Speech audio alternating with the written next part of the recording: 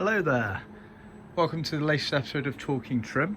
I'm Jonathon Skinner, and today we're going to be looking at the rear seat unit for the Triumph TR3A and TR3B.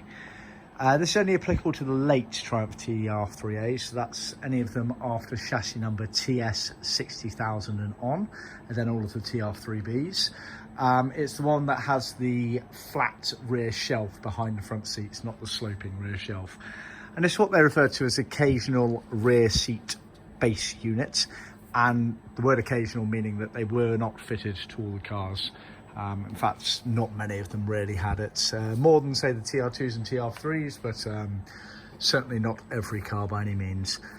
So this is the cover itself, which we've made in midnight blue vinyl, everything in vinyl. Midnight blue is a Triumph reference for a colour. It's actually not particularly midnighty in the grand scheme of things. It's quite a bluey blue, if that makes sense. And so obviously we've done all of the cutting on our CNC that I'm using for the demonstration purposes, and it's all been sewn up. Genuine tuck and roll pleats.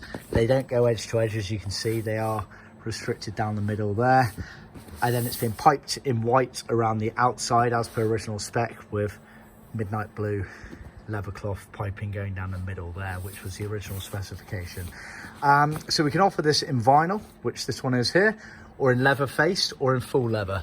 Full leather would mean everything there is leather apart from the piping, which always stays leather cloth where available colours are.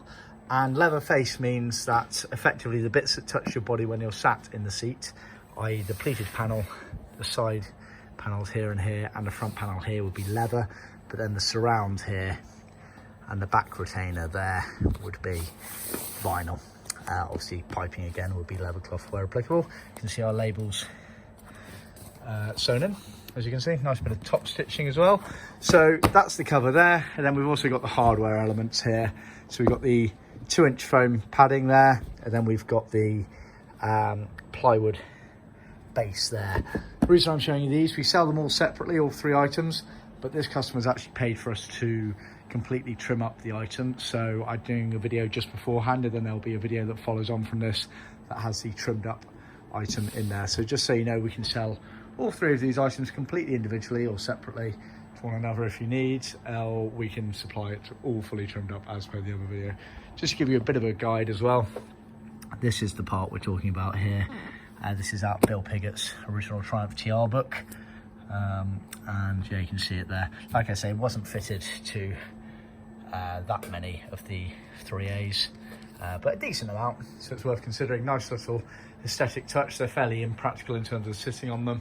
They're there more for looks, or a dog perhaps. Yeah, see our website for more details on that, and yeah, tune into the next episode of Talking Trim.